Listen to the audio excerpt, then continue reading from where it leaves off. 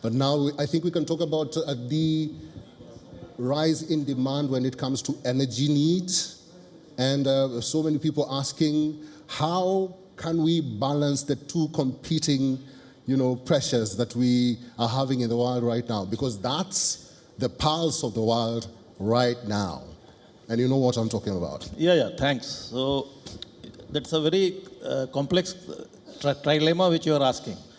On the one hand, we have energy security, then economic growth, and climate, the decarbonization goals. So is there a simple answer to it? No, there isn't. There can't be.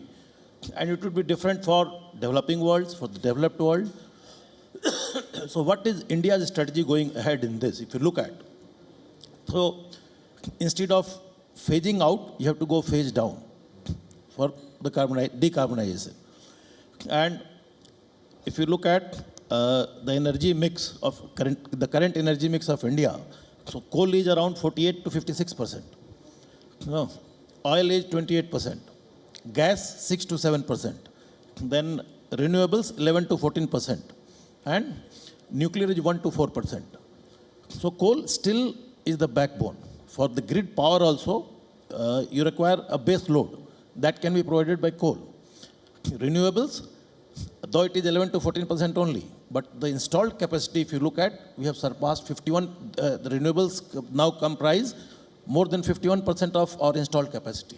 So that's a great thing which has happened. And the 2030 goals which India had, we have already achieved that target in advance. So it is happening over there. Now, as Honorable Minister was here, he was explaining, alone solar or wind cannot do. You need battery storage system, BESS. You need PSP.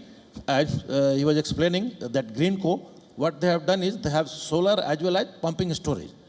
Because solar is not available always, it's intermittent. So going ahead, it will be more in the mix, we will be seeing that.